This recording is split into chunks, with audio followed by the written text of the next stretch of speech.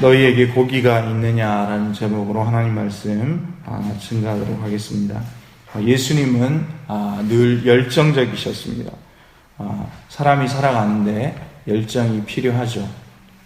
그래서 어떤 회사에서 일을 하거나 또 집을 잘 가꾸는 데에도 열정이 필요합니다.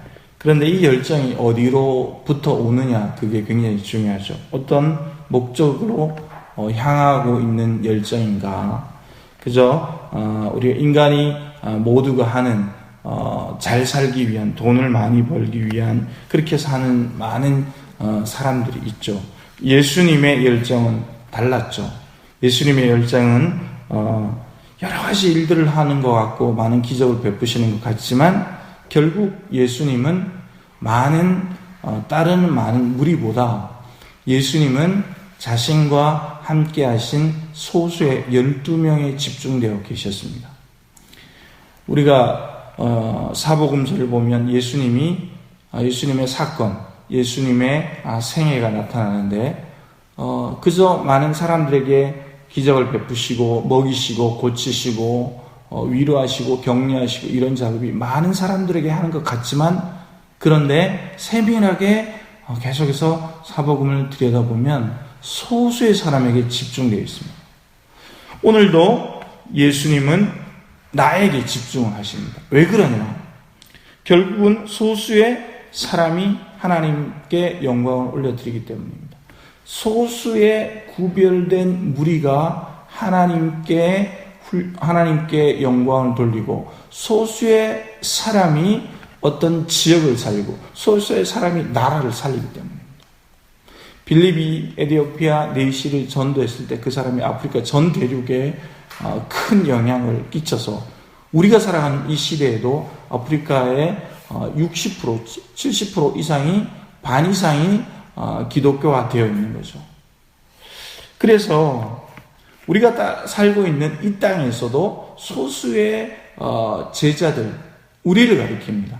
우리가 예수를 믿고 우리가 있는 그 현장에서 우리가 예수님의 제자의 역할을 감당하면 우리로 인하여 복음이 계속해서 증거되어서 가는 겁니다. 그런데 우리는 사람이라는 게 인생에 한계가 있기 때문에 우리가 60년, 70년, 80년 살고 떠납니다. 그래서 우리는 내 인생밖에 바라보지 못하기 때문에 우리는 큰 하나님의 역사를 못 볼 수가 있습니다. 그래서 우리는 지나온 우리의 선조들의 역사를 보면 그것을 알 수가 있습니다. 불과 130년 전에 이 땅에 복음이 들어왔고 많은 선교사님들의 희생으로 말미암아 이 강원도에도, 우리 여기 고안에도 오래된 교회들이 있죠. 그렇게 해서 한국 경제가 이렇게 크게 된 거죠. 누군가가 이렇게 지나간 자리, 그 흔적을 보고 또 다른 사람이 여기가 길이 있구나라고 지나가는 것입니다. 그리고 사람들이 계속 지나다 보니까 길이 생기고 더 큰 길이 생기는, 그리고 거기 도로가 생기는 것입니다. 그래서 우리도 여기에 나는 아무것도 아니고 여기서 열심히 내 인생을 살다가 지나가는 것 같지만 그렇지 않습니다.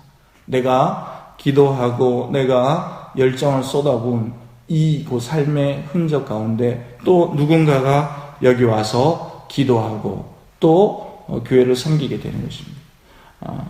예수님은 늘 열정적이셨어요. 예수님은 그래서 십자가에 달려 돌아가시기 그 전도 바쁘셨지만 십자가에 돌아가시고 부활하시고 승리하신 이후에도 바쁘셨어요. 왜 그러냐? 우리가 요한복음 통해서 요즘 계속해서 확인하고 있지만 부활하시고 제자들에게 계속 자신을 보이셨습니다. 그런데 특별히 예수님은 가장 사랑하시는 제자들에게 계속해서 보이십니다.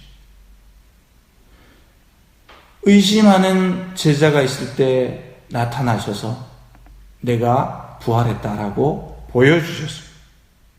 생업으로 돌아간 제자들에게 또 찾아가셔서 내가 부활했다고, 너희들 이렇게 상심해 있을 필요가 없다고, 너희들은 다시 회복해야 되고 사명의 길을 걸어가야 된다고 조용히 찾아오셔서 너에게 고기가 있느냐 물으시고 숯불에 구운 생선을 주시는 것입니다. 그 아침에 숯불에 구운 생선을 주신다는 것은 예수님께서 그만큼 잘 준비를 해서 주셨다는 것입니다. 예수님의 정성이 담겨 있다는 것입니다. 예수님은 그 이후로 갈릴리로 가십니다. 갈릴리는 예수님께서 사역하시던 그 중심지였거든요. 예수님의 제자들이 있는 곳이었거든요. 예수님의 사랑하시는 제자들이 생업을 가지고 살고 있는 그 삶의 현장으로 직접 찾아가신 것입니다. 부활하신 후에 다시 찾아가신 것입니다. 예수님은 익숙한 우리의 삶의 자리로 찾아오신 것입니다. 우리는 보통 생각하기를 이렇게 생각합니다. 내가 시간을 내어서 예수님께 찾아간다. 내가 시간을 내어서 하나님의 말씀을 열심히 공부하고 말씀을 읽는다라고 생각합니다. 그러나 그렇지 않습니다.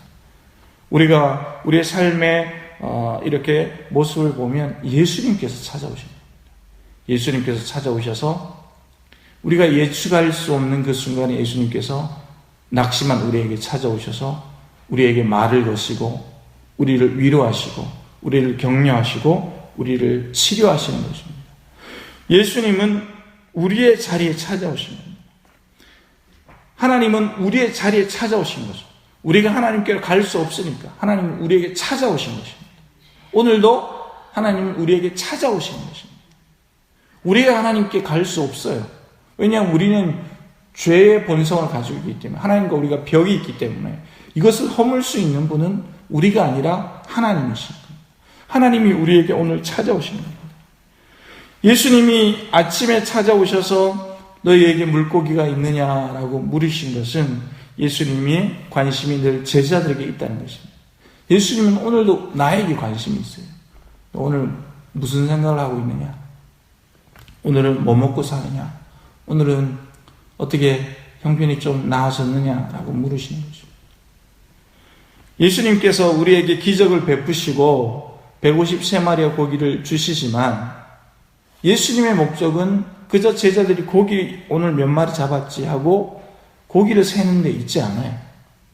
예수님의 관심은 제자들이 예수님 자신을 알아보는 거였어요.